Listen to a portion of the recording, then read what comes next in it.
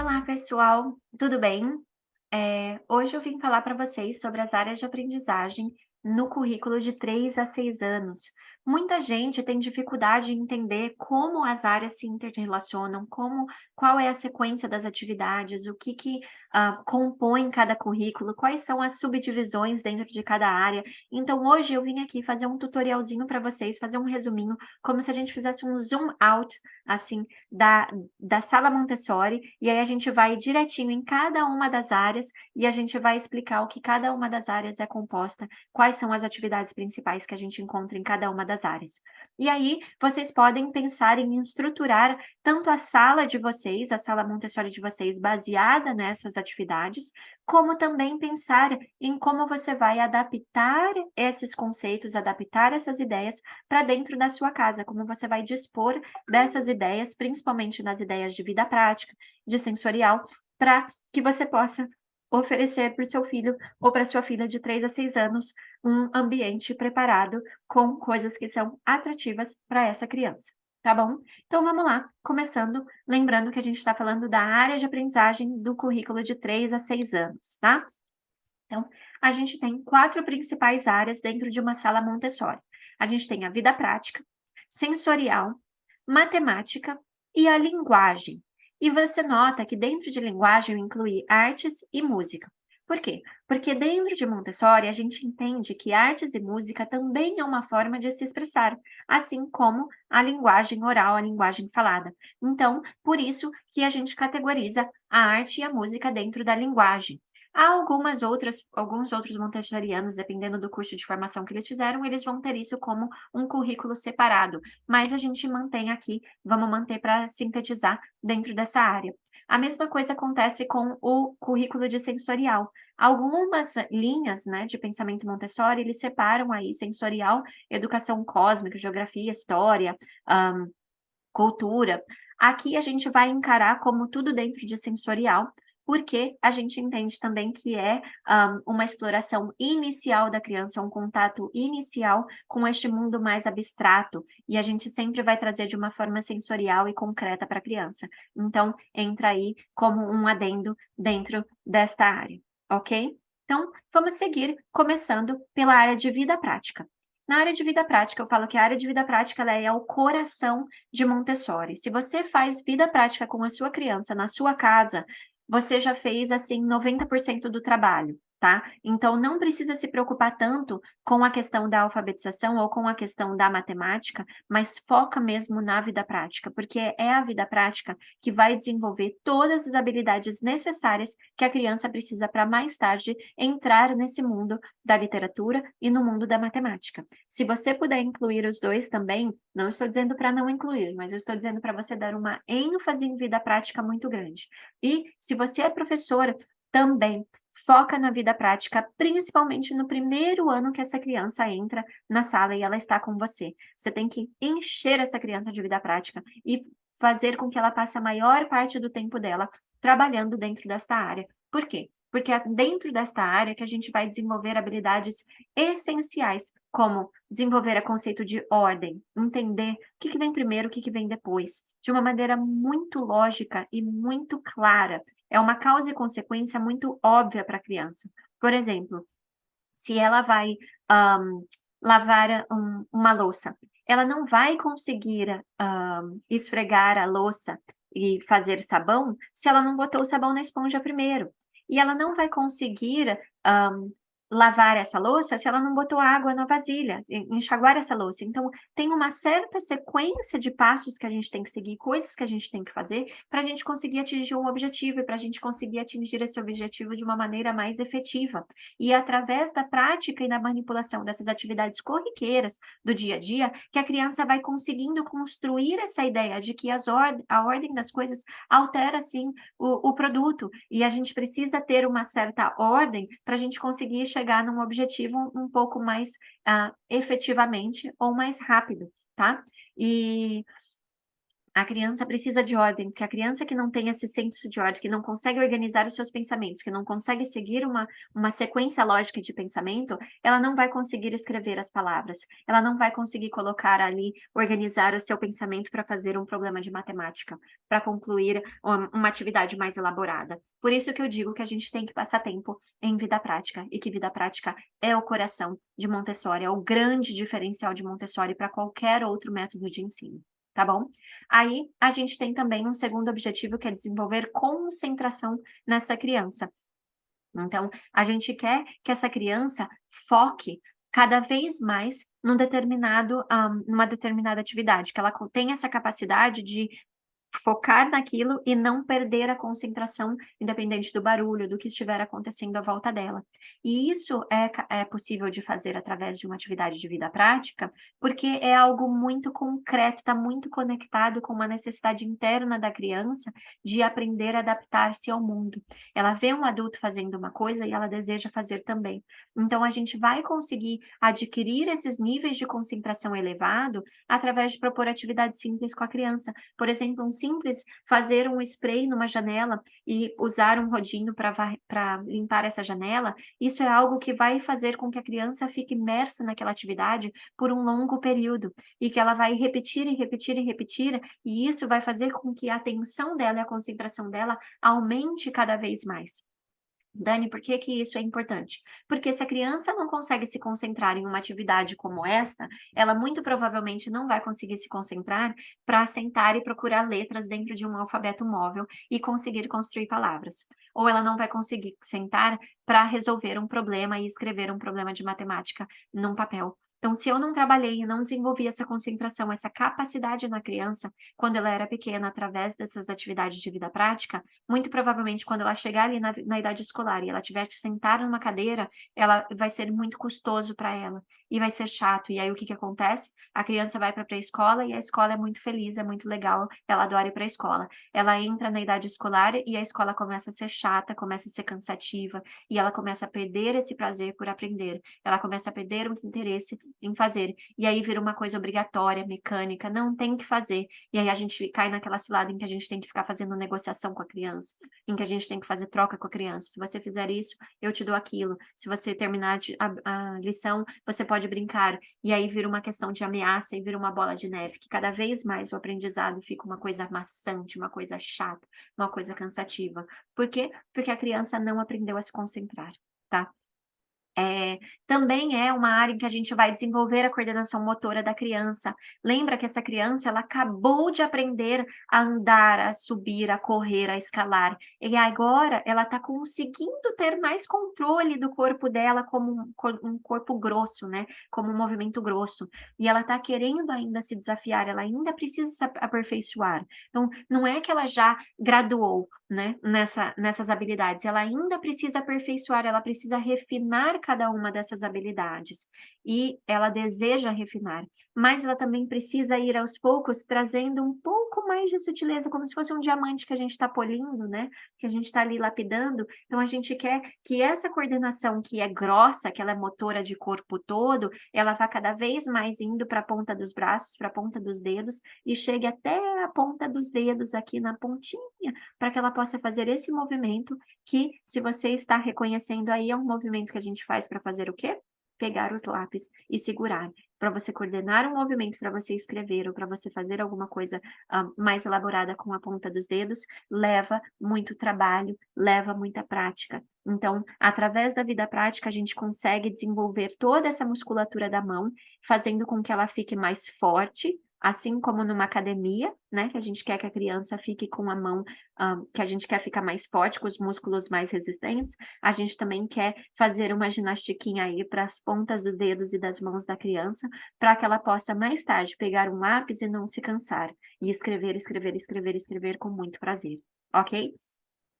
A gente busca também trazer independência para a criança. A Maria Montessori falou, né, que se ela tivesse que reduzir aí o que a criança está dizendo para a gente, ou o que a criança está pedindo para a gente nesses primeiros 6 anos de vida, ela diria que ela diria: "Ajuda-me a fazer por mim mesma". A criança, ela tem uma vontade, um desejo de se adaptar a esse mundo, de conseguir lidar com esse mundo, viver nesse mundo muito grande. E ela vai fazer isso através, de aprender a comer sozinha, a vestir-se sozinha, a usar o banheiro sozinha, a atender às suas próprias necessidades. "Ah, eu quero brincar com isso, eu vou pegar e vou usar esse material". Então, ela tem esse desejo de aprender a ser independente, de ser autônoma, e a gente precisa nutrir esse desejo através de ferramentas para ensinar ela, para ajudar ela a praticar e ser autônoma e independente. Além disso, é um currículo em que a gente atribui, que a gente desenvolve, a gente alimenta esse amor pelo trabalho, em que a criança tem um amor de fazer as coisas. Criança não tem preguiça, criança não é cansada. Para você lavar louça pode ser uma tarefa muito cansativa, muito chata, mas para a criança é uma tarefa muito atraente. É uma tarefa que ela quer fazer, que ela deseja fazer. E ela vai lavar a louça, não porque ela precisa ter uma louça limpa, mas ela vai lavar a louça porque ela gosta de fazer isso. Então você vai ver, em muitos casos, uma criança que lava a louça e volta e traz a louça de volta e lava de novo. No final ela volta e lava de novo e faz de novo, porque ela faz pelo amor ao trabalho, pelo desejo de repetir, pelo desejo de se aperfeiçoar a si mesmo, aos seus movimentos, a desenvolver esse senso de ordem, a desenvolver essa coordenação, a desenvolver essa independência, e não porque ela quer uma louça limpa, assim como nós fazemos, ok? E também a gente faz porque a gente quer desenvolver um atributo do material. Então, por exemplo, eu tenho um material de, telaio de botão e eu quero ali que a criança aprenda a usar um botão, abrir e fechar um botão. Então esse também seria um dos objetivos específicos daquele material, ok? Então vamos seguir falando sobre, alguns atributos, algumas coisas que você precisa se atentar quando você vai trabalhar com o currículo de vida prática. A primeira coisa é a sequência. É que a gente sempre segue da esquerda para a direita, de cima para baixo. Dani, por que que a gente trabalha nessa sequência? Porque a gente já está indiretamente preparando essa criança para a escrita. E essa é a ordem da escrita aqui no nosso país e na nossa língua, né? A gente escreve da esquerda para a direita, de cima para baixo. Culturalmente, isso pode mudar dependendo da cultura e do local que essa criança está. Então, a ordem da apresentação em vida prática de Montessori vai ser diferente, mas para a gente, esta é a ordem lógica que a gente segue. A gente também vai começar sempre de uma atividade muito, muito simples e a gente vai aos poucos construindo um nível de complexibilidade, tá bom? E a gente vai sempre começar das mãos para depois introduzir ferramentas. Então, por exemplo, se eu quero mostrar uma atividade de transpor para uma criança muito, muito, muito pequena que ainda não tem a coordenação motora muito desenvolvida, ela vai simplesmente transpor um objeto de um lugar para o outro. Já uma criança um pouco maior, ela pode começar com um tipo de colher. E aí, de repente, eu vou transpondo com uma ferramenta cada vez menor, até que ela chegue numa pinça pequenininha e ela possa transpor ali pequenos grãozinhos de um lugar para o outro. Então, a gente vai construindo do simples para o complexo, das mãos para ferramentas, do maior para o menor. Então, eu começo com contas grandes, eu começo com coisas fáceis de limpar, fáceis de pegar, fáceis de usar a pega da mão, e eu vou diminuindo, diminuindo, diminuindo, até que fique algo muito pequeno, seja um grão de arroz, que é difícil de limpar, se cair um monte de grão de arroz, vai ser difícil de limpar, ou seja, uma pinça pequenininha em que eu preciso usar ali a ponta dos dedos, eu preciso usar, assim, um movimento muito refinado para conseguir fazer. Então eu vou partir da coordenação motora grossa, usando o corpo todo, para uma coordenação motora fina, em que eu vou usar só a pontinha dos dedos. Eu também vou começar com coisas que eu vou fazer com 2 mãos, e eu vou aos poucos trabalhando para que aquilo vire uma mão dominante ou use só uma das mãos. Então, por exemplo, eu posso começar com, hã, transpor ou carregar uma coisa de um lado para o outro, então lá com a criança pequena a gente pode carregar um saco de feijão de um lado para o outro, em que ela vai carregar com as 2 mãos com muito peso, ou carregar a bandeja com as 2 mãos, e depois ela vai começar a transpor coisas menores, objetos menores, uma bolinha, um pompom, e depois ela vai para coisas ainda menores, ok? A gente vai partir do seco para o molhado, porque o seco é mais fácil de limpar do que o molhado, teoricamente, aí a gente também avalia um pouco cada uma das situações. tá? Mas via de regra, sim, é mais fácil eu recolher ali 5 pompons que caíram do que eu limpar um monte de água que espirrou. Eh, eu também vou partir do princípio em que eu vou usar poucas coisas e depois eu vou adicionar mais coisas. Então, se eu vou começar a introduzir, versar líquidos, eu não vou colocar uma jarra gigantesca e eu também não vou encher essa jarra de água. Eu posso colocar somente a quantidade necessária para encher o copo que a criança vai, versar. Assim ela tem um pouco mais de facilidade, porque inicialmente quando essa criança vai começar a versar, muito provavelmente o que ela vai fazer é virar tudo de uma vez. E aos poucos, conforme ela pratica, ela vai ganhando um controle em que ela vai versando cada vez mais devagar, e aí nesse momento, quando ela ganha mais controle em versar devagar e ela consegue ir e voltar, aí a gente pode começar a aumentar o nível e o volume da água, e eu posso aumentar a quantidade de copos e fazer com que ela distribua de um copo para o outro. Faz sentido? E a gente vai fazer de atividades que são breves para atividades que são longas. Então eu começo ali com atividades muito simples, como versar de uma colher de um lado para o outro, versar de um lado para o outro, e eu vou, progressivamente seguir até atividades mais longas, como lavar uma roupa, lavar uma louça, em que limpar uma mesa, em que a criança tem uma série de atividades, uma série de passos que ela precisa cumprir até que ela conclua aquela atividade, e essa atividade vai levar aí 20, 30 minutos, às vezes 1 hora, para que essa criança consiga concluir, ok? E eu vou sempre partir de habilidades isoladas para habilidades combinadas. Então, por exemplo, uma criança que acabou de chegar na minha sala, ou um bebezinho pequenininho, eu vou praticar simplesmente o versar num copo. E aí, de repente, ela vai progredindo ali ao longo do ano dentro da sala, e aí eu vou oferecer para essa criança a habilidade combinada, em que ela vai usar a jarra para versar dentro de um pote em que ela vai usar para lavar as mãos e depois ela vai pegar esse pote, ela vai ter que jogar dentro de um balde, ela vai carregar o balde e jogar numa pia, então tem habilidades combinadas ali envolvidas. Então, vamos falar dos 5 grupos dentro da vida prática. A gente tem graça e cortesia, que é relacionado, né, a toda a forma como essa criança vai lidar no seu social.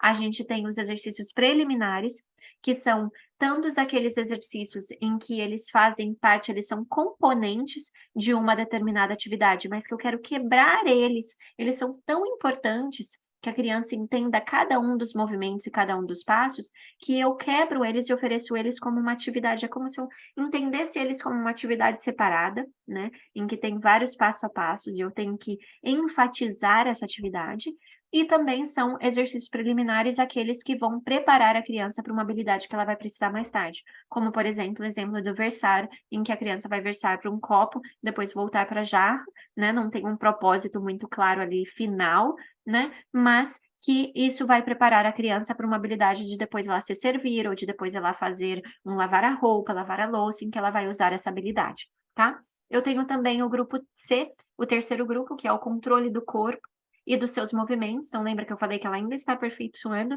essa coordenação grossa dela. Então, ela vai ali usar esse controle do corpo, dos movimentos, através de atividades direcionadas. A gente tem o grupo dos cuidados pessoais, em que a criança vai, aprender a cuidar de si mesma, em que ela vai, fazer atividades para que ela se desenvolva aí em termos de autonomia e independência de si mesma. E tem os cuidados com o meio, em que ela vai interferir no mundo, em que vai buscar mostrar aí que ela é um ser ativo, que ela é um ser participativo e que o que ela faz importa naquele ambiente, tá bom? Então vamos seguir ali começando pelo grupo de graça e cortesia.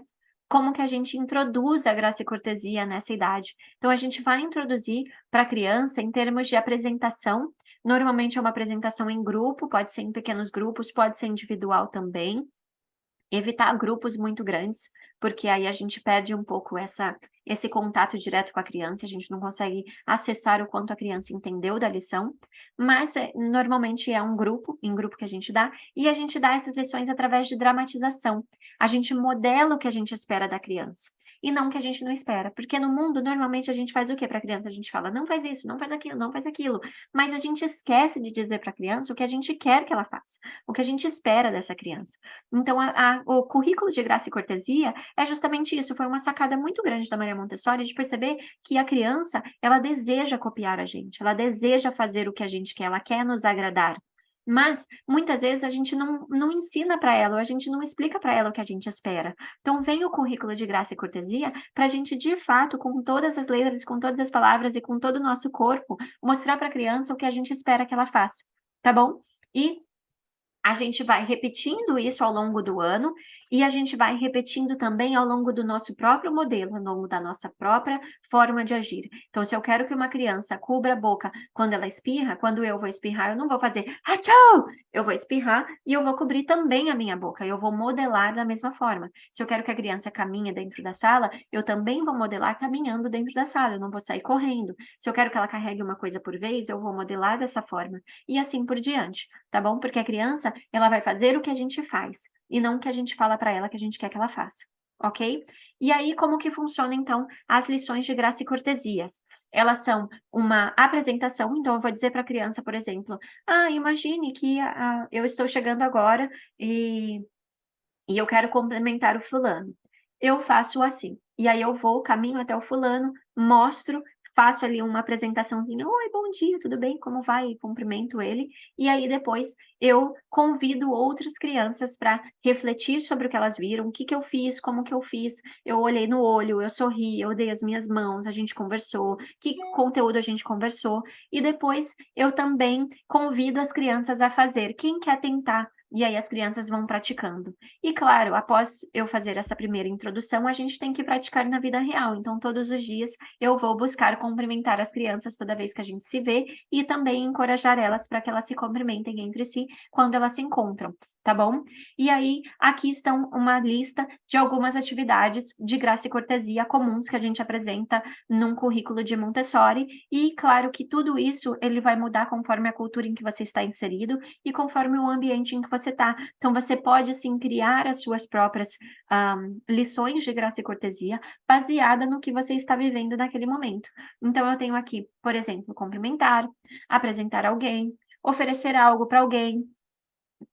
Você gostaria de um pouco de tomate? Né? Enfim.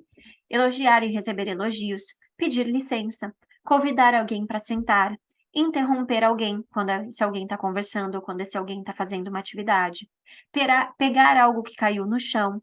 Quando alguém se machuca, o que que a gente faz? O que que a gente diz? Quando você se machuca, o que você faz? Oferecer ajuda, assoar o nariz, espirrar, tossir, bocejar, enfim, e assim por diante, ok? E aí a gente vai para o segundo grupo, que são os exercícios preliminares. Então a gente tem aqueles 2 tipos de exercícios que eu falei para você. Tem aqueles que são componentes, né, que a gente quer que a criança sempre aplique em algum momento ali do dia dela, em que ela vai usar, enquanto ela estiver fazendo outras atividades ou enquanto ela estiver manipulando outras atividades. E aí nesses entra como andar na sala, como levantar, como usar a cadeira, como puxar a cadeira, como usar o tapete, como usar o jogo americano, como usar uma bandeja, como usar um avental, vestir e tirar, como ler um livro, abrir um livro, como carregar um livro, como carregar a mesa, como carregar a tesoura ou uma coisa afiada, como usar um balde, como abrir e fechar uma porta, uma gaveta, um container, uma garrafa, enfim, inúmeras atividades. E isso, de novo, você vai também partir da sua cultura, do seu ambiente. Se tiver alguma coisa ali presente, tem algumas pessoas que apresentam como abrir e fechar a lancheira, como guardar a lancheira, como pendurar o casaco. Então, tudo isso a gente vai incluir aí dentro da área de exercícios preliminares, tá bom? E a gente tem também aqueles exercícios que levam a uma prática determinada de uma atividade, né? Em que a criança vai praticar aquela habilidade para que ela possa depois usar desta prática, desta habilidade desenvolvida numa outra atividade, como por exemplo, lavar as mãos na pia, espremer uma esponja, então ela vai espremer a esponja de um lado para o outro, espremer de um lado para o outro, porque mais tarde ela vai precisar fazer essa atividade, essa habilidade, quando ela for lavar uma mesa, limpar uma mesa. Espremer um pano, que ela também vai precisar quando ela for lavar a roupa, transpor com colher, que ela vai precisar quando ela for se servir, dobrar panos, que ela vai precisar quando ela for dobrar as próprias, roupas lavadas, e versar de um lado para o outro, que também ela vai usar diversas vezes ao longo da vida dela, ok? E aí a gente parte para o terceiro grande grupo, que é o controle do corpo e do movimento. Então, nesse currículo, a gente quer trabalhar com a criança, controlar e coordenar o seu corpo. Então, eu gostava de falar para as crianças que a gente tem que dizer para a gente: eu controlo para o nosso corpo, eu controlo você, você não me controla. A gente tem que dizer para nossa cabecinha que a gente controla o nosso corpo e não o nosso corpo controla a gente. Por quê? Porque uma criança até os 3 anos de idade, ela é muito isso, o corpo dela fala por ela. O corpo dela mexe e ela não consegue controlar, a cabecinha dela não consegue dizer para o corpo dela. Então, ao longo desses 3 primeiros anos, a gente está intensamente tentando desenvolver na criança essa habilidade dela controlar o próprio corpo. Então, ela vai coordenar os movimentos para ela poder engatinhar, para ela sentar, para ela andar, para ela correr. Mas uma vez que a criança atingiu essas habilidades, ela tem muita dificuldade de fazer o corpo dela parar, de fazer o corpo dela ficar quieto. Então, essa eh, essa esse currículo, ele vem com esse objetivo de trazer à criança a consciência do próprio corpo, porque para uma criança é muito fácil correr, escalar, pular, pendurar, escorregar, mas é muito difícil parar e ficar quietinho. Ou dizer para o próprio corpo: "Agora a gente vai andar desse jeito, agora a gente vai fazer deste jeito". Então esse é o objetivo, e a gente tem 2 principais atividades que a gente faz aqui, além das atividades que a gente propõe externamente no parque da escola, no pátio, enfim, num lugar externo, em que a criança pode exercitar toda essa musculatura de uma maneira livre e de uma maneira, exploratória. Então, no caminhar, no correr, no pular, no escalar, no pendurar, no escorregar, enfim, em tudo que ela pode fazer ali naquele ambiente externo. Mas quando ela entra dentro da sala, a gente vai propor atividade de linha, que são atividades que a gente direciona a criança a fazer seguindo uma linha. Então, por exemplo, ela pode andar sobre a linha, ela pode caminhar, ou ela pode engatinhar, ou ela pode cruzar os pés, ou ela pode andar de costas, ou ela vai andar seguindo um determinado ritmo, uma determinada música. E a gente tem o jogo do silêncio, que é o mais difícil para todas as crianças, que é controlar o seu corpo a tal ponto que você consegue ficar completamente em silêncio, tanto do seu corpo quanto com a sua fala. Então você vai ficar bem quietinho e fazer ali aquele exercício de meditar mesmo, né, uma preparação para meditar, ok? Uma outra variação do jogo do silêncio que está escrito aqui é o de passar os objetos. Então, você pode também, ao invés de só ficar em silêncio com o corpo, elas ficarem em silêncio tentando passar um objeto de uma para outra, até que esse objeto dê a volta na roda e chegue de volta na primeira pessoa que tinha aquele objeto. Então a gente chega no currículo de cuidados pessoais, em que a gente vai desenvolver aí habilidades para que essa criança aprenda a ser autônoma, independente e fazer as coisas por si mesma. Então, dentro desse currículo, a gente vai ter atividades que a gente vai propor para a criança, como lavar as suas próprias mãos, como esfregar as suas unhas, como vestir-se, como despir-se, como polir, como lavar sapatos, como, abotoar diferentes tipos de abotoaduras, então aí a gente oferece os telaios. Aqui a gente tem uma foto aí com toda a sequência de telaios que você pode ter para essa faixa etária. E aí, você vai notar que tem diversos botões, aí tem o zíper, tem um botão de pressão, tem, o laço, tem o cadarço, tem o colchete, enfim, tem diversos tipos de abotoaduras diferentes que a criança vai praticar primeiro no material e depois ela vai expor esse conhecimento, transpor esse conhecimento para utilizar na própria roupa ou numa outra coisa que esteja ali disponível que ela precise usar aquilo, tá bom? Hã, entra também escovar os cabelos e escovar os dentes, tudo que envolve o cuidado com si mesmo, né, o respeito a si mesmo. E aí a gente segue para o último grupo, que é chamado cuidado com o ambiente. Nesse grupo, a gente oferece para a criança atividades em que ela vai ter uma ação direta com o mundo à sua volta, em que ela vai participar desse mundo ativamente. Então, a gente diz para a criança indiretamente que a ação dela faz diferença, que ela é um ser ativo, que ela é um ser capaz, e que quanto mais ela pratica, melhor ela fica. E quando a gente faz isso, a gente não somente está ajudando a criança a desenvolver essas habilidades dos objetivos diretos aqui, que a gente falou de coordenação, concentração, autonomia, de desenvolver também o atributo em si, né, de aprender a fazer aquela coisa em si, mas a gente está dizendo para essa criança e construindo as bases da personalidade dela, de que ela é capaz, de que ela pode fazer diferença no mundo, de que ela tem que tentar, e de que a gente acredita nela, tá? E isso é uma lição muito importante, por isso que eu falo que Montessori, a vida prática é o coração de Montessori, porque é aí que essa criança vai construir toda a capacidade dela de se automotivar. É aí que ela vai construir a resiliência dela para perseverar quando ela se encontrar num desafio, numa coisa difícil de fazer. E ela vai pensar: "Não, eu vou conseguir. As pessoas acreditam em mim, eu só tenho que tentar de novo", tá bom?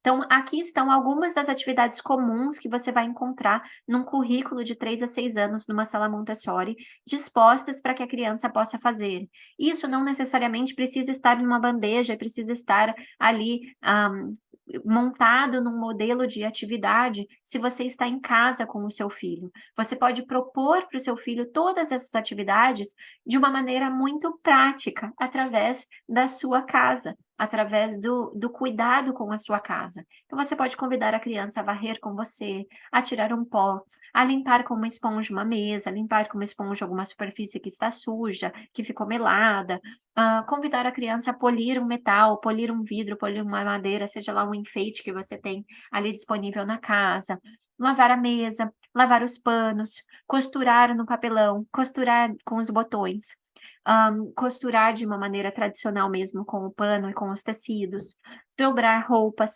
passar ferro, cuidar das plantas, fazer arranjo de flores, preparar, alimento, preparar legumes, preparar frutas, cortar, preparar um lanche, lavar, né, o os legumes, lavar as frutas, rasgar papel, cortar com tesoura, perfurar o papel, fazer colagem, fazer trança, pintar com cavalete, trabalhar com argila, tá bom? Tudo isso são atributos que a gente, desenvolve aí dentro do currículo de vida prática para criança.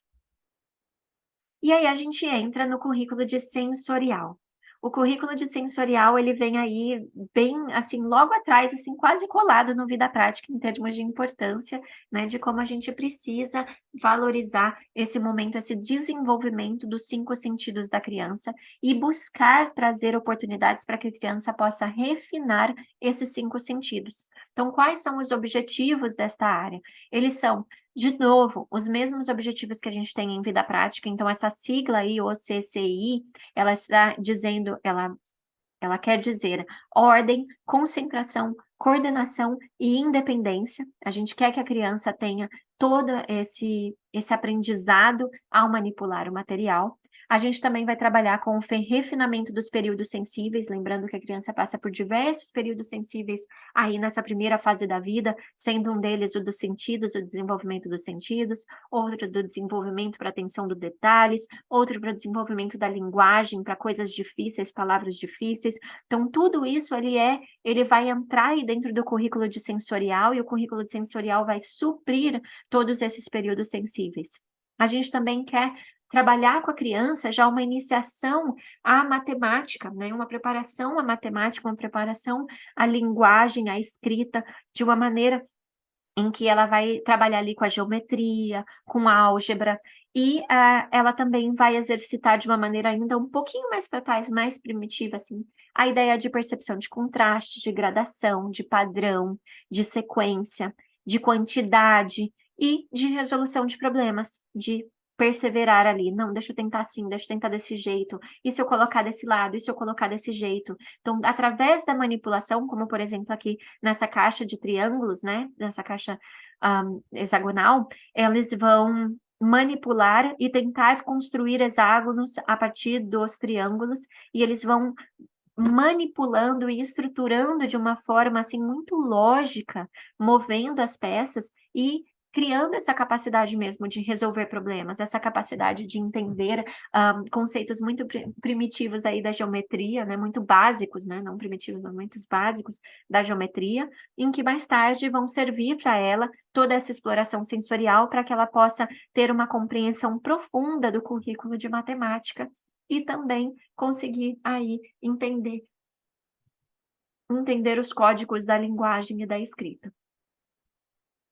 Vamos seguir para os grupos de sensorial. Então, em sensorial, a gente tem 6 grandes grupos, sendo o primeiro o da visão, tato, audição, olfato e gustação, estereognosia e os múltiplos sentidos. As pessoas falam: "Nossa, o que que é isso, estereognosia?". Estereognosia nada mais é do que você ver com as suas mãos. Então é aquela habilidade que a gente tem de enfiar a mão dentro de uma bolsa e conseguir achar ali a chave do carro e poder tirar a mão e falar: "Ah, achei", sem precisar enfiar a cabeça lá dentro da bolsa para procurar, tá bom?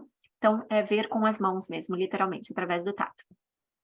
E aí a gente tem também, e por fim, os múltiplos sentidos, que são aqueles materiais que vão misturar vários sentidos, ou que vão trazer uma extensão aí, já entrando um pouco no mundo da educação cósmica, que vai vir ali no currículo de 6 a 12, tá bom? Então, vamos seguir falando sobre cada uma dessas áreas e quais são os materiais que entram dentro de cada um desses subgrupos, ok?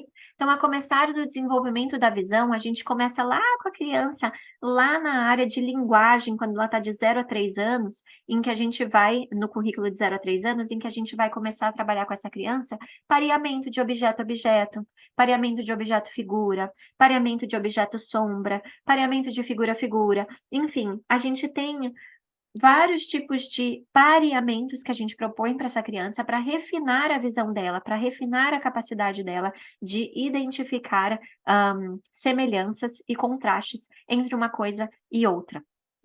Inicialmente de uma maneira muito concreta, né, através do objeto em si, e depois mais para frente, gradativamente, a gente vai indo para uma coisa mais abstrata, que é olhar as figuras e parear figuras, tá? E a gente também trabalha com a classificação, então quando a gente vai dividindo coisas por tamanho, dividindo coisas por cores, por formas, enfim, pode ser através de um quebra-cabeça, pode ser através de você separar algumas coisas: "Ah, vamos pegar esses Legos aqui, vamos colocar todos os brancos aqui, todos os vermelhos aqui, ou vamos colocar todos de 2 peças desse lado".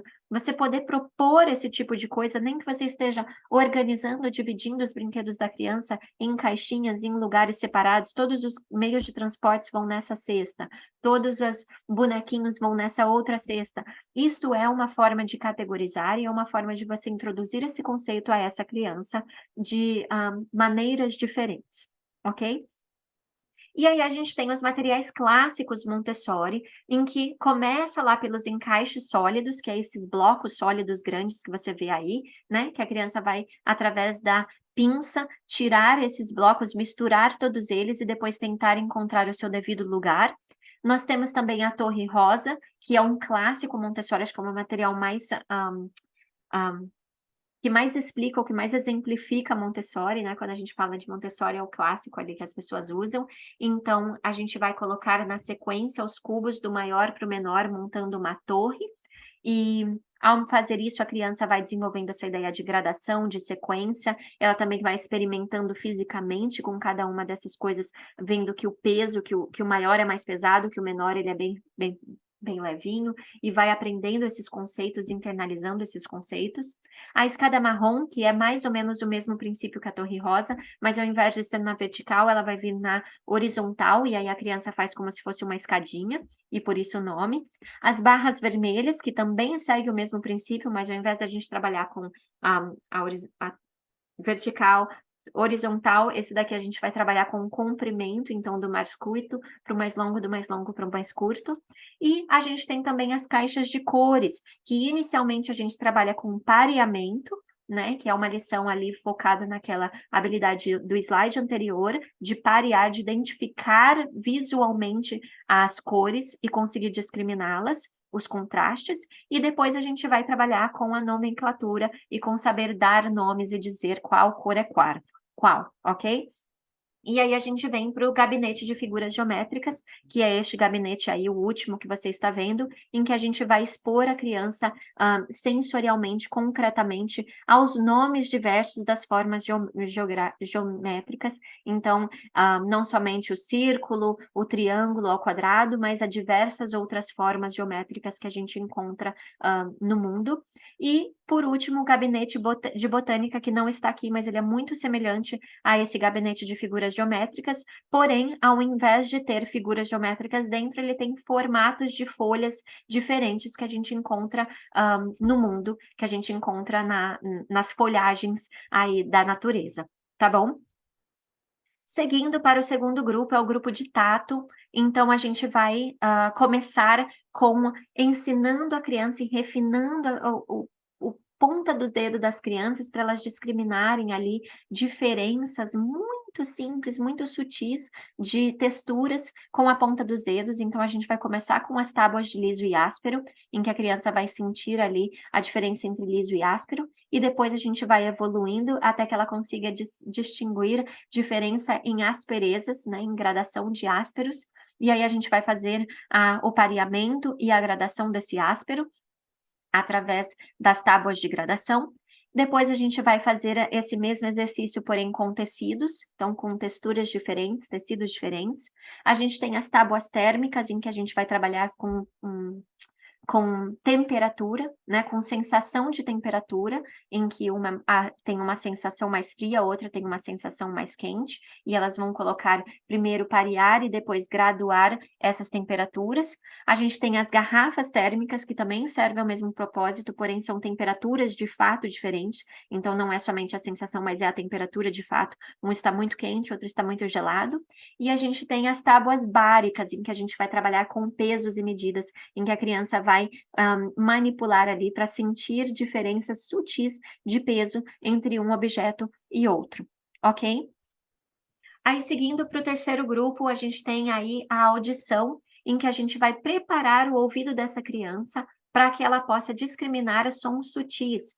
Por que que a gente faz isso? Porque a gente, ao preparar o ouvido dessa criança, a gente está indiretamente preparando ela para entender que uma palavra se quebra em sons e que os sons, eles podem ser identificados através do alfabeto, das letras do alfabeto, e que através da composição desses sons e das letras do alfabeto, da combinação delas, a gente consegue construir palavras escritas, tá? E é assim que funciona a nossa escrita. Então eu começo com a caixa de rumores, em que a criança vai identificar ali, parear os sons na caixa de rumores, e eu sigo com as atividades do sino, e aí o sino, ela vai começar com uma exploração muito básica de um sino só, e depois ela vai começar com a gradação das escalas, e aí até que ela consiga chegar num ponto em que ela consegue colocar as escalas na ordem, em todas as escalas, né, até a escala cromática, e ela consiga aí fazer uma composição ou uma leitura de partitura, tá? Então tem uma sequência muito grande, muito lógica aí no trabalho dos sinos e muito elaborada, já para uma iniciação bem elaborada em música, tá? Bem fundamentada. E aí a gente vai para o outro grupo, para o quarto grupo, que é o de olfato e gustação, em que a gente oferece 2 materiais. Um são as garrafas olfativas, em que a criança vai ali através do cheiro tentar parear cheiros semelhantes, e o outro são as garrafas gustativas, em que a criança vai através do paladar tentar sentir, né, os sabores diferentes e também mais para frente parear esses sabores.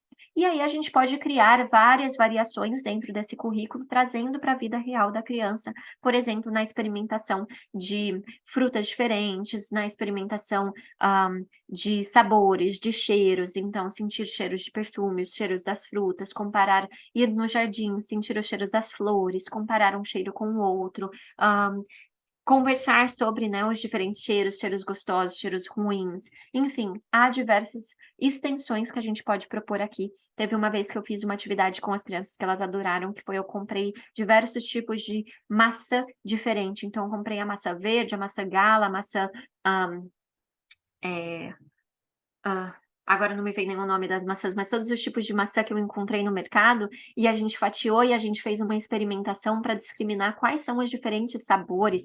Depois a gente fez isso com as uvas, então é legal você também poder trazer, assim, essa sutileza no sabor, essa sutileza na discriminação do paladar e ver qual criança é mais, propícia, assim, consegue ter esse paladar um pouco mais aguçado e consegue identificar, assim, diferenças minúcias entre um tipo e outro. E aí depois a gente fez um gráfico para mostrar para qual criança gostou de qual, qual foi a preferida de cada um. Enfim, foi uma atividade bem interessante que também se pode fazer nesse sentido e, de novo, você pode fazer em casa ou você pode fazer com a criança na escola. E aí a gente chega no próximo grupo, que é o de estereognosia, que eu falei para vocês, então que é a habilidade da gente sentir ali com as nossas mãos, de ver com as nossas mãos, e a gente pode fazer isso de diversas formas. A gente pode fazer através da classificação dos objetos, em que a criança vai pegar objetos que inicialmente são muito diferentes e ela vai sentir ali. Se você quiser, você pode convidar a criança a botar à venda, para que ela possa, através do sentido, discriminar ali um objeto, esse daqui é igual, esse é diferente, e classificar esses objetos. E conforme a criança vai ficando melhor e melhor nessa habilidade, a gente pode ir dificultando o nível, né? Então, colocando continhas, colocando tipos de grãos diferentes, para que ela possa classificar aí através do tato e não da visão. E também a gente tem os sólidos geométricos, em que a criança vai aprender e manipular e tatear todos os sólidos, então a gente vai dar ali um cubo, um cone, um cilindro, um prisma, e a gente vai trazer essa nomenclatura para a criança, mas ela vai ter uma maneira muito sensorial de sentir. E a gente tem os sacos do mistério, os sacos de reconhecimento, né, que é aquela capacidade da criança enfiar a mão e sentir um objeto, e tirar esse objeto, dizer o que ela acha que é e tirar esse objeto, ou a capacidade dela tirar esse objeto e buscar um semelhante dentro desse saco. Aí a gente tem 3 níveis de saco de mistério, saco de reconhecimento. Todas essas atividades você pode conferir lá no nosso guia de atividades, tem a descrição detalhada de cada uma delas, tá bom? E aí a gente vem para o nosso último grupo de sensorial, que é o que envolve múltiplos sentidos e que também vai trazer outras extensões aí já trazendo para o lado da história, geografia, cultura, enfim, todas aquelas outras áreas que as pessoas às vezes chamam de educação cósmica, tá bom?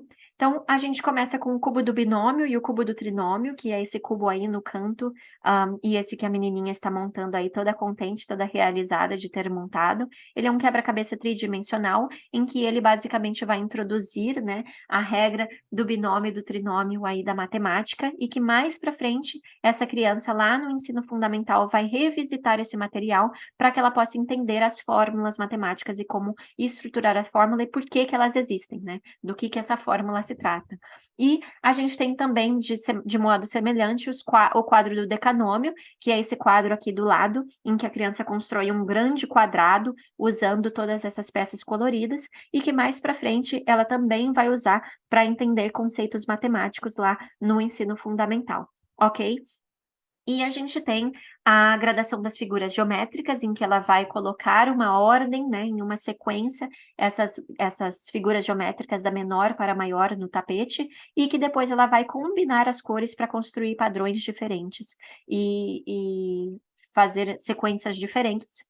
E temos as caixas construtivas de triângulos, que são uma sequência de caixas com diferentes tipos de triângulos, algumas têm retângulos também, tem algumas outras formas, mas no geral são triângulos, em que elas, ao manipular esses triângulos, elas podem construir outras formas, seja outros tipos de triângulos, então transformar, né, um triângulo em transformar em triângulos equiláteros, ou ela também construir hexágonos com os triângulos ou construir outras formas através da manipulação, ok?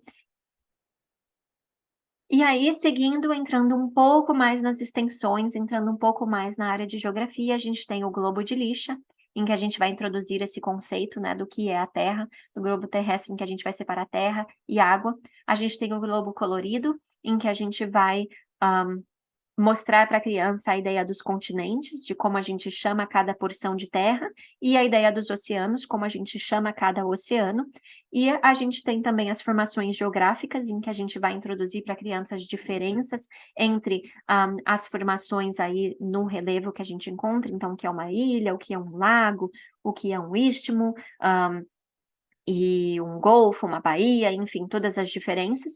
E a gente tem também os mapas, em que a gente vai introduzir aí os quebra-cabeças, né, de mapa, em que a gente vai introduzir mais para frente o nome dos continentes, depois os nomes dos países e, também as bandeiras de cada país.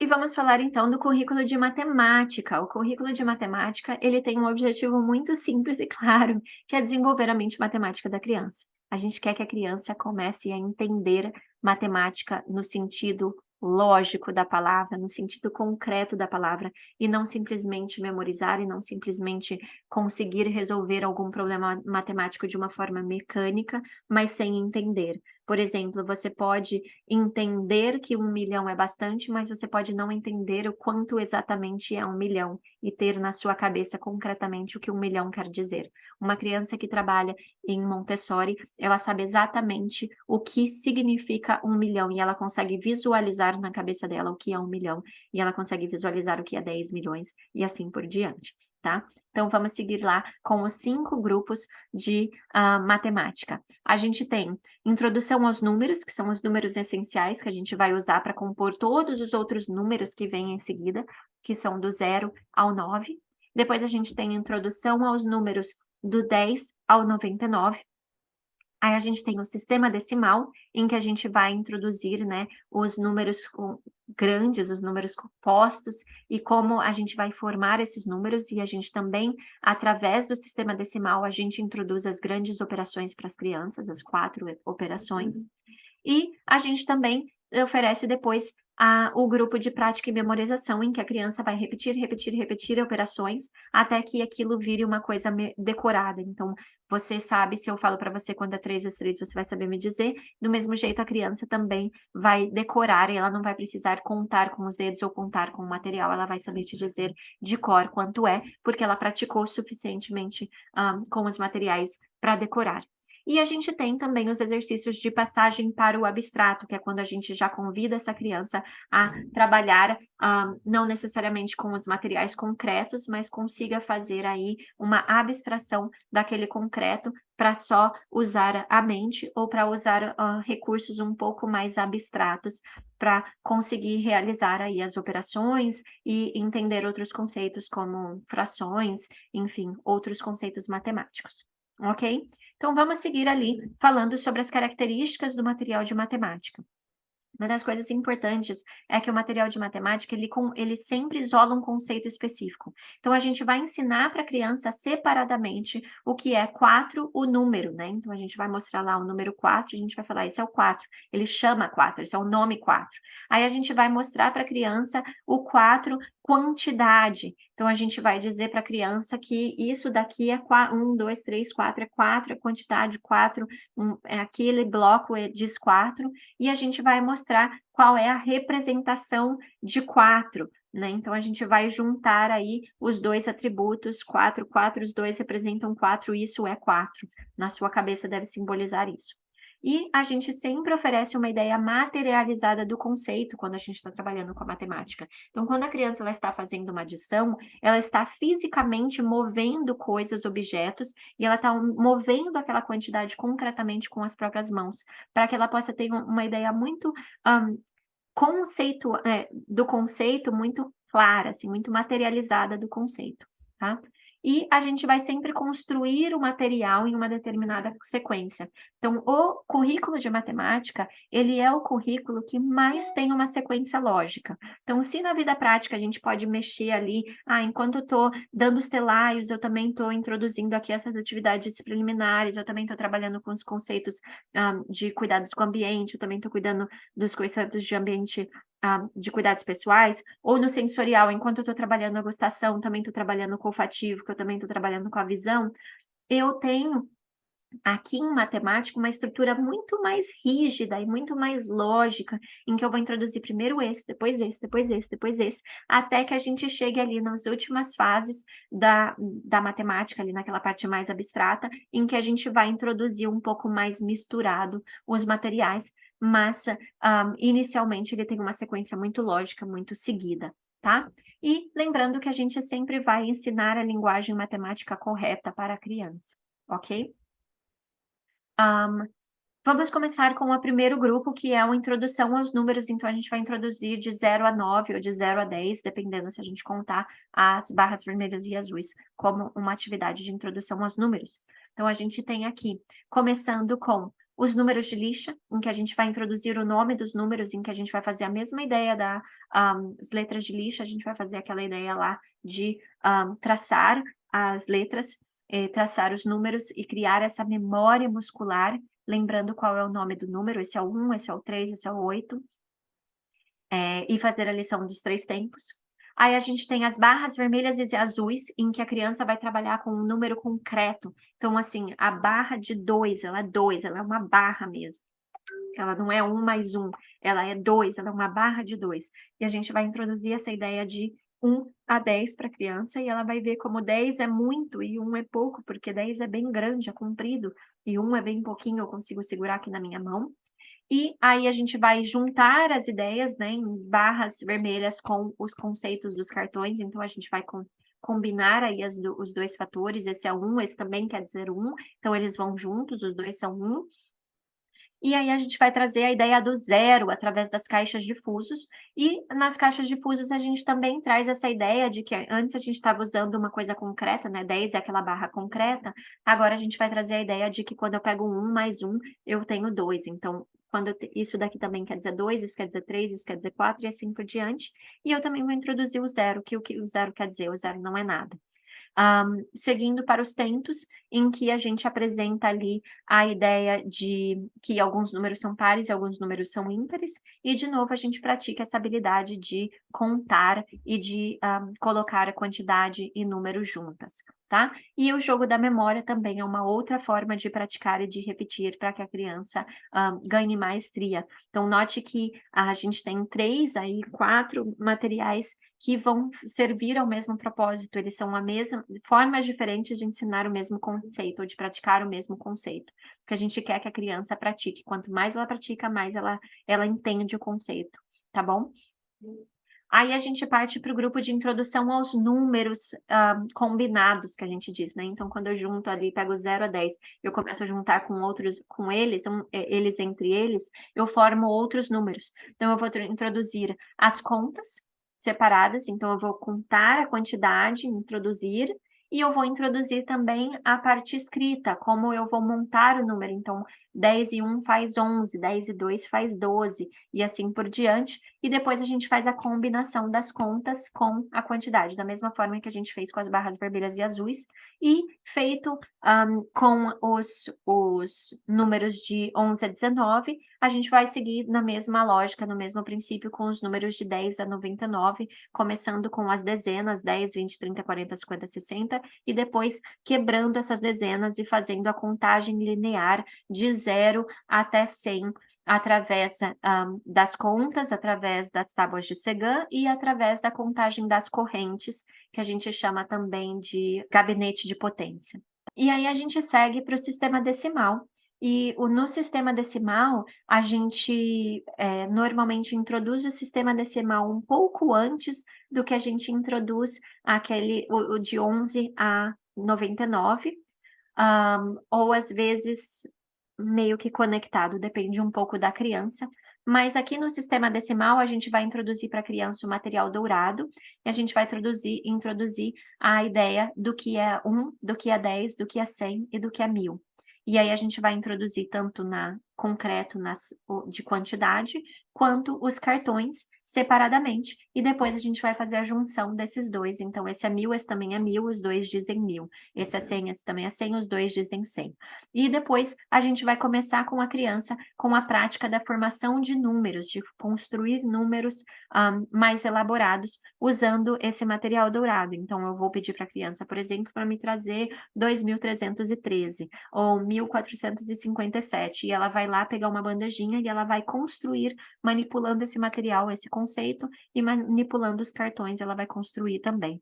Feito isso, a gente vai começar a introduzir as operações através do jogo do banco. Então, a gente manipula ainda esse material dourado para a gente introduzir as operações. Então, por exemplo, eu posso introduzir uma multiplicação, eu posso introduzir uma adição, uma subtração e uma divisão através desse material.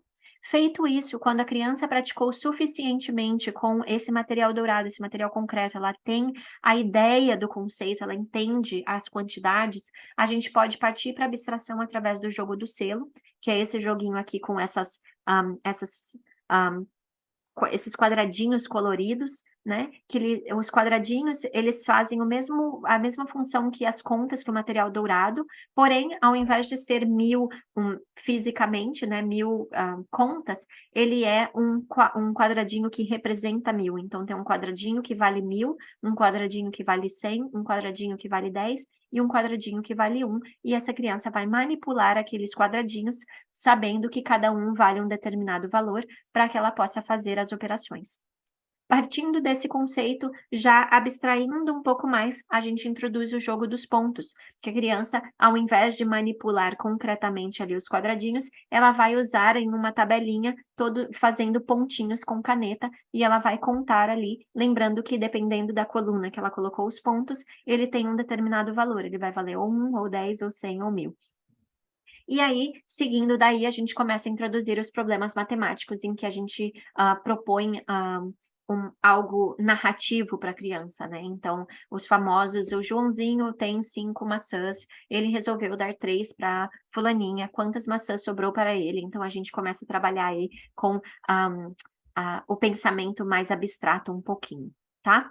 E aí a gente vai partir para as atividades de prática e memorização. Agora que a gente introduziu todas as operações, agora que a gente introduziu todos os números e que a criança é capaz de compor e formar diversos números e de manipular eles através das operações, a gente quer que essa criança memorize algumas operações essenciais que a gente diz, né? Então, quanto que é 2 mais 2, quanto é 4 mais 4, quanto é 8 vezes 2, e enfim, assim por diante. Então, a gente vai fazer isso através de alguns materiais possíveis. Então, a gente tem o jogo da serpente, em que a criança vai trabalhar tanto a adição, então tem o jogo da serpente em adição e o jogo da serpente de subtração.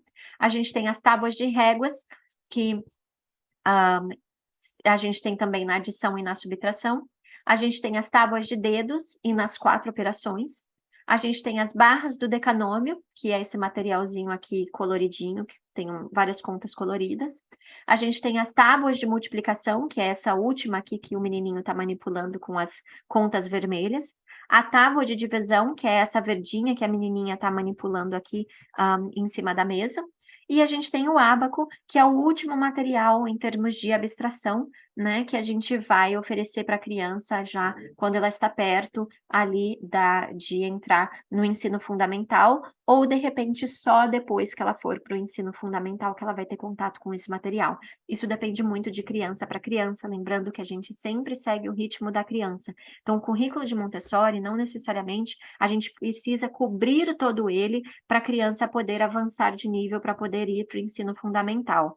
Mas a gente vai ter a possibilidade de uma criança que é mais avançada ou que tem um interesse específico naquela área poder avançar além do que os seus pares estão fazendo, porque o material ele dá suporte para isso. Tá? Lembrando que muitos dos materiais que você encontra numa sala de 3 a 6, você vai encontrar também numa sala de 6 a 9, numa sala de 6 a 12, justamente por quê? Porque a gente faz essa transposição e porque a gente respeita essa diferença de aprendizagens por áreas de cada criança. Então, pode ser que uma criança vá muito além em matemática, mas em linguagem ela tenha que voltar para trás quando ela for para para o fundamental, e tudo isso não tem problema, porque via de regra, o conteúdo Montessori ele dá conta de cobrir o currículo nacional, as bases e as diretrizes, nacionais, tá bom? Então não precisa se preocupar se a sua criança vai de repente, ela vai sair aqui dessa com 6 anos, será que ela vai estar pronta para a primeira série numa outra escola? Com certeza, muito provavelmente ela vai estar pronta, mesmo porque se ela só trabalhou em vida prática, ela desenvolveu todas aquelas habilidades que ela precisava para quando ela entrar numa escola, ela ter a concentração, a ordem, a autonomia e a motivação para ela correr atrás do prejuízo, tá bom? E vamos seguir então aqui para a passagem do abstrato, a gente tem aqui um desenho do ábaco, a gente tem 2 diferentes ábacos em Montessori, esse pequeno e o ábaco grande. A gente trabalha, né, com, que vai diferenciar a quantidade de tamanho mesmo, né, do número que você quer trabalhar, então um vai até o 1.000.000, até o 10.000.000, 100.000.000 e o outro vai até só até 1.000. E a gente tem também aqui a introdução das frações e a introdução do uso do relógio, tá? Tudo de uma maneira muito concreta, como você pode ver, e muito manipulativa. No início é muito exploratório e aos poucos a gente vai construindo o conhecimento e trazendo para a criança os nomes científicos e trazendo para ela as ideias de cada um dos atributos matemáticos mesmo. E aí a gente chega no currículo de linguagem, que é o último currículo da área de 3 a 6 anos, e esse currículo ele não só pertence a uma sequência de prateleiras, né, ou a um cantinho da sala em que a gente organiza os materiais focados dessa área, mas ele também perpassa todas as outras áreas do currículo, ele está presente em todos os lugares, porque a linguagem, ela é presente, né, no nosso mundo em todos os lugares. E por isso é um currículo extremamente importante para a criança. Quais são os objetivos desse currículo? A gente tem um objetivo número 1, que é de comunicar-se, né, de poder, se relacionar um com o outro. O objetivo número 2 é de aprender a obter informações novas e processar essas informações existentes. Então eu quero que a criança entenda e faça conexões através do uso do material, através da manipulação. Então da mesma forma que a criança ela vai entender o que é uma bola ao manipular uma bola e ao dizer várias vezes para ela bola, ou quando eu falo para um bebezinho: "Você quer água?", e porque ele já viu água, ele já manipulou a água, ele sabe do que eu estou falando, ele vai dizer sim ou não. Aqui a gente vai continuar fazendo essas conexões e processando informações existentes para que a criança conheça novas informações, por exemplo, através das letras de lixa, em que eu vou dizer para a criança: "Esse é um n, n, n", e ela vai entender que um N, faz o som de n, e aí ela vai, ao manipular aquele material, ao manipular aquela letra de lixa, ela vai ser capaz de absorver esse conceito e entender isto. E a mesma coisa com diversos vocabulários que eu vou introduzir para ela. E também uma maneira de construir conhecimento para viver em sociedade. Então é aí que eu vou introduzir novos vocabulários, em que a gente vai falar sobre o mundo, em que a gente vai trazer essa ideia de conhecer o que vai além do nosso cotidiano, além da nossa vida, através das cartas, através dos livros, através da imaginação, através de diversos recursos que a gente tem dentro do currículo de linguagem para desenvolver ainda mais esse conhecimento, ok? Então vamos falar dos grupos que existem dentro dessa linguagem. A gente tem o primeiro grupo, que é o desenvolvimento da linguagem oral, então que a gente vai se comunicar com a criança e a gente vai querer que a criança se comunique com a gente vai ali exercitar essa habilidade da criança de conversar. A gente tem o enriquecimento do vocabulário, em que eu vou tentar fazer com que essa criança conheça mais e mais. Lembra que a criança está num período sensível de aquisição de linguagem. Isso quer dizer que para a criança é muito fácil aprender qualquer coisa. Então, como que a gente faz isso em Montessori? Ao invés de eu simplesmente dizer para a criança: "Isto é um cachorro", eu posso dizer para ela: "Isto é um dálmata", "Isto é um poodle", "Isto é um pitbull". E aí eu vou enriquecendo essa capacidade da criança de absorver e essa habilidade dela de absorver coisas com facilidades, sem medo. Porque a criança, ela consegue aprender com muito mais velocidade e com muito mais clareza do que a gente. O terceiro grupo é o grupo da escrita, que a gente vai introduzir para a criança como escrever. O quarto grupo é de leitura, Note que essas 2 habilidades são separadas, escrever não é a mesma coisa que ler. Às vezes as pessoas acham que só porque a criança está escrevendo, ela também é capaz de ler, e não. Às vezes a criança ela pode escrever, mas ela não consegue ler ainda, e aí vai chegar um momento em que ela vai perceber que ela pode reverter o processo e que ela consegue ler, tá? Então a gente tem um outro grupo que é o de trabalhar a habilidade de leitura, e aí a gente entra os grupos mais elaborados e mais profundos, que é o do estudo das funções das palavras, que entra um pouquinho aí da gramática, né, que é o que a gente chama de gramática, mas inicialmente é de uma maneira muito exploratória, no sentido da criança entender a ordem das palavras, entender por que a gente usa cada palavra de uma determinada maneira e para que a cada grupo de palavras elas servem. E depois a gente vem para uma leitura mais avançada, em que a gente entra também com uma escrita e uma leitura mais criativa, em que a criança vai produzir mais e vai ter um entendimento muito maior das coisas, né. Então ela pode fazer uma produção de escrita, escrever um livrinho, uma historinha, ou ela pode, começar a estudar mais profundamente como aplicar cada uma das dificuldades ortográficas, então vamos dizer aí como ela vai, usar o CH, né, para fazer palavras como ao invés de X, que tem o mesmo som, ou fazer essa coisa de memorização mesmo da língua e da gramática, ok? Então aqui a gente vai falar primeiro das características do currículo de linguagem, então algumas coisas importantes para vocês entenderem é que, a linguagem ela sempre parte do simples para o completo, ela é muito aliás, o currículo de linguagem ele é muito simples e muito completo, ele, eh ele tem uma sequência muito lógica e ele separa cada uma das habilidades em vários grupinhos. Então a gente vai cada atividade vai separar uma habilidade, vai trabalhar aquela habilidade de uma forma separada, e depois a gente vai ter uma outra atividade que junta todas essas habilidades, de forma que a criança, ela aprende com uma certa facilidade a ler e escrever, que ela nem percebe muitas vezes que ela está fazendo, até ela de fato conseguir. Então ela de repente vira e fala assim: eu sei escrever, eu sei ler, porque a gente praticou aquela habilidade de uma maneira muito sutil e muito separada e muito simples, tá? Então, a gente divide aí o processo de alfabetização em partes. E ela se desenvolve em 2 principais vertentes: o treino das mãos e o treino da mente. Então, a gente vai trabalhar separadamente a coordenação motora, porque uma coisa é a criança conseguir coordenar as mãos para fazer o desenho da letra ou para conseguir escrever uma determinada palavra ou escrever o próprio nome num papel. A outra coisa é essa criança entender o que acontece, né, qual é o significado de cada uma daquelas letras, de cada um daqueles sons e como esses sons juntos eles compõem uma palavra e como eu posso fazer a leitura desses sons para eu poder entender o que está escrito, ok? Então vamos começar lá da linguagem oral, que está em todo lugar e que a gente deve usar muito e o tempo todo com a criança, tá? Então a gente vai fazer através da conexão, da conversa, da interação com a criança. As crianças precisam muito desse contato nosso em que a gente conversa, em que a gente ri, em que a gente conta história, em que a gente lê poemas, em que a gente lê rimas, em que a gente faz trava-língua, que a gente conta piada, conta histórias. Então, tudo isso faz parte do mundo da linguagem oral e que a criança deve ter diariamente contato com essas coisas, tá bom?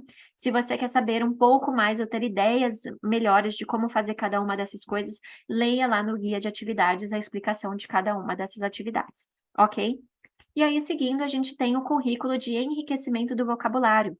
E dentro lá da nossa pasta de materiais para download, você vai encontrar uma variedade gigantesca de materiais que você pode usar para propor para a criança, para colocar na prateleira da criança, para explorar essa curiosidade dela de conhecer o vocabulário, de conhecer o mundo. Então, lá a gente tem diversos cartões que servem para diferentes propósitos, e, de novo, eu tenho um videozinho para cada um explicando como usar, como apresentar para a criança. É só você ir lá na pasta, conferir, fazer o seu download e preparar o seu material para a criança, ok? Então a gente tem os objetos de classificação, por exemplo, que aí a gente tem um exemplo aí na figura dos objetos que são de madeira, de vidro, de plástico e de metal. A gente tem os cartões de nomenclatura, que servem para mostrar para a criança um nome de alguma coisa. Então, por exemplo, a gente tem aí os tipos de moradia, então a gente tem a casa, tem o apartamento, tem o chalé, tem o trailer, enfim, tem diversas formas de moradia. A gente tem também os cartões de pareamento, que envolve aí os cartões de 3 partes, por exemplo, como esse da casa. A gente tem também os ciclos da vida, em que a gente vai mostrar aí uma sequência de acontecimentos, né, que acontecem. Então, primeiro nasce um girininho, primeiro vem o ovo, aí do ovo nasce um girininho e assim por diante até que se vire um sapo. E a gente tem também os cartões, né, de pareamento, que são esses, por exemplo, aqui eu tenho um modelo dos opostos, né, que a gente vai trabalhar um pouco com a criança com antônimos, é uma introdução bem primitiva, né, bem inicial dos conceitos de opostos, então ela tem ali o aceso, o apagado, o puxar, o empurrar, enfim, tem diversos outros tipos de pareamento que a gente pode propor, como metade da fruta, a fruta inteira, a parte de cima, a parte de baixo do animal, enfim, tem uma variedade muito grande lá de materiais para você explorar, então não deixa de conferir aquela pasta e usar e abusar desses recursos, porque as crianças adoram manipular esses materiais, ok? E aí, a gente entra de fato na iniciação e no ensino, no trabalho da escrita. Então, a primeira coisa que a gente vai propor para a criança é o jogo dos sons, em que a gente vai mostrar para a criança que cada palavra ela é composta de sons, que ela começa começando pelo som inicial, que ela começa com determinado som, e aí a gente vai fazer esse tipo de brincadeira, como dos jogos dos sons. Lá a gente tem também a descrição do jogo do som, e eu tenho também um tapetinho para você imprimir, caso você não tenha os objetos, ou caso você não queira ficar recolhendo, colecionando objetos, você pode usar os tapetinhos para brincar dos jogos dos sons com as crianças, também funciona. Então você vai dizer, eu espio com os meus olhinhos alguma coisa que começa com e, e aí ela vai ter que dizer, é um elefante, né? E assim por diante. Nós trabalhamos também a escrita, lembra que eu falei que a gente vai trabalhar em 2 vertentes? A gente vai trabalhar com as mãos e com a mão. Então, o jogo Eu Espio com os Meus Olhinhos, a gente tá trabalhando com a mente da criança. Já os encaixes metálicos, a gente vai trabalhar com a mão da criança, em que a criança vai ter que fazer ali um traçado, né, em volta dessas figuras metálicas, em volta desse material, para ir preenchendo cada uma dessas figuras, fazendo desenhos, fazendo pinturas e criando padrões, para que ela possa treinar o dedo dela para a escrita mais tarde, tá? Então ela vai praticar ali a musculatura da mão para depois poder escrever as letras. E aí a gente entra com as letras de lixa, que vão voltar de novo para o treinamento da mente da criança. Então ela vai ali muscularmente mexer, mas o que eu quero criar, quando eu faço isso, eu estou criando uma memória muscular na criança para que ela lembre qual é o som daquela letra. Então eu vou ali traçar a letra M e eu não vou dizer M, eu vou dizer M. Este é o M, M, e aí, se a criança quiser, ou se ela lembrar do jogo do som, ou se você quiser introduzir, você pode dizer que nem de mamãe, mala. E aí pede para a criança trazer outras ideias ou outras coisas que começam com esse som. E aí, continuando nesse pensamento da cabeça da criança, seguindo nessa cabeça, então, digamos que a criança conhece todos os sons, ela conhece que as palavras são quebradas em sons, que elas podem ser quebradas em sons, mas a mão dela ainda não está forte o suficiente, eu vou propor um alfabeto móvel em que essa criança não precisa escrever a palavra, ou não precisa escrever a letra com as próprias mãos, mas ela pode usar uma letra que já está pronta, impressa, para que ela possa compor as palavras utilizando essas letras. Então, ela vai produzir ali uma palavra, um ou usando as letrinhas que já estão impressas e juntando elas para compor a palavra gato. E aí, de uma outra forma, de um outro momento, quando eu perceber que essa criança já está com a mão ali firme o suficiente para desenhar uma letra, ela vai começar a treinar primeiro na lousa de giz. Ela vai começar numa lousa grande, numa lousa sem linhas, e aí aos poucos ela vai evoluindo até que ela chegue numa lousa pautada, e depois ela possa fazer a transposição para o papel com pauta. Então você vê que a gente faz tudo muito devagar e tudo muito separado, e depois a gente junta todas as habilidades, quando a criança já praticou suficientemente com todas essas coisas, ok? E aí a gente segue para a leitura. Como eu disse, nem sempre a criança que escreve, ela consegue ler. Então, primeiro vem a escrita, depois vem a leitura, geralmente em Montessori. Caso essa criança seja um pouco mais velha, já tenha passado aí do seu período sensível, né, para a escrita, aí a gente começa com a leitura e depois a gente vai para a escrita.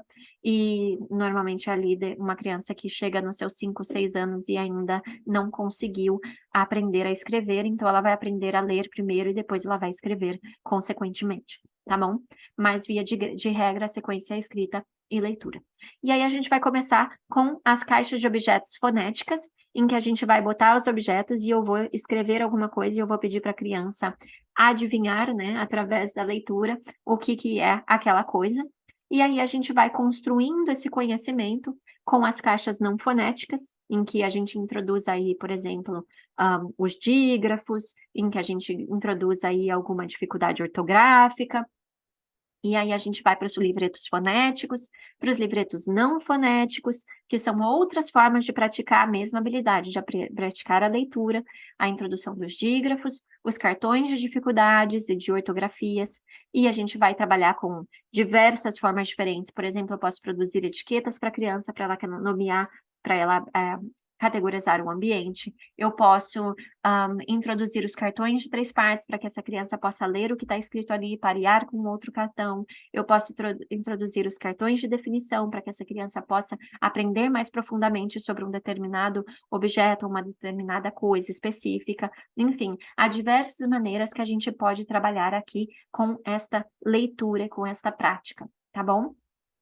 E aí a gente entra nas funções das palavras, em que eu vou mostrar para a criança que a gente, quando a gente fala, quando a gente conversa, quando a gente trabalha com linguagem, a gente tem uma certa sequência que a gente põe. Eu não falo assim, microfone ou caiu.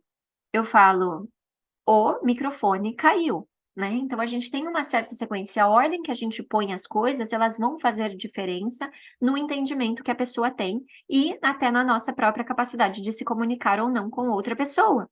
E aí a gente vai, aos poucos, mostrando para a criança que há uma estrutura, que sempre há, os artigos vão em uma determinada ordem, o substantivo vem logo depois do artigo, e que se você quer colocar um adjetivo na palavra, você vai botar ele depois do substantivo. Então, eu não falo assim, o que muda também de linguagem, né? Então, eu não vou falar assim, a bola vermelha. Eu vou falar, eu falo, a bola é vermelha. Eu não falo a vermelha bola, né? Então, como as coisas, elas têm uma determinada sequência. E por isso que a gente usa os símbolos, porque através dos símbolos as crianças começam a identificar padrões e elas podem montar diversas estruturas diferentes e brincar com essas estruturas. E ao mesmo tempo ela vai entendendo para que serve cada conteúdo ou qual palavra cabe a cada categoria. Tudo que dá nome a alguma coisa é um substantivo, né? Tudo que é o, a, os, as é um artigo. Tudo que categoriza aquilo, é bonito, é feio, é verde, é grande, é pequeno, é um adjetivo e assim por diante, tá? Além disso, a gente também vai introduzindo outras ideias de funções. Por exemplo, a gente introduz a ideia de sinônimos, de antônimos, de sons dos animais, quais são os grupos de animais, quais são os animais e o nome dos seus bebês. Então, tem a vaca, tem o bezerro. A gente vai trabalhando com homônimos, com prefixos, sufixos, palavras compostas. Enfim, vai longe aí a quantidade de coisas que a gente pode introduzir e entrar dentro da gramática de uma maneira pincelada, mas de uma maneira muito concreta e muito prática para a criança, ok? E aí a gente vem para a função das palavras, em que a gente vai entrar aí numa leitura interpretativa, numa análise de texto. Então a criança vai mergulhar aí já numa análise de sentença, numa análise de frase, em que a gente vai fazer perguntas através desse uso desse material, que a gente fala, a menina subiu na árvore. Quem subiu na árvore? Onde ela subiu? Ou o que. E aí a gente vai fazendo perguntas e a gente vai trabalhando com a estrutura da frase, com a estrutura das coisas, e interpretando o que a gente leu. E mais para frente, interpretando textos, expandindo para textos, para a criança poder compor as suas próprias produções também, seu próprio texto, seus próprios livros, e também já começa a exigir um pouquinho mais aí da da criança de poder lembrar e memorizar certos atributos e trazer isso para a vida cotidiana dela. Então, no início, quando uma criança escreve chocolate com X ou casa com Z, a gente vai relevar, porque o que a gente quer naquele momento é que a criança explore a escrita. Mas ao chegar nesse estágio, ao chegar nesse momento, a gente já vai começar a trazer a ideia do dicionário, a ideia de conferir o seu próprio trabalho, de lembrar das exceções, lembrar do gramaticalmente correto, e aí a criança vai se autocorrigindo e se preparando aí para uma escrita mais elaborada. Ok? Então, é isso que eu queria falar para vocês, são essas as áreas do currículo de 3 a 6 anos, é mais ou menos essa sequência que a gente segue de uma maneira, assim, muito rápida, muito, né, geral, mas eu acho que eu consegui falar com um determinado detalhe ou com uma determinada lógica para quem não tem muito contato ou está começando agora no Montessori e queria entender um pouco mais profundamente qual é a sequência dos materiais e como essas áreas se relacionam uma com as outras, ok? Então, se você gostou, comenta aqui embaixo. Se você tem alguma dúvida, pode mandar aqui ou pode mandar no WhatsApp. Eu estou sempre disponível para responder no WhatsApp. E é isso, pessoal. Até a próxima. Um abraço. Tchau.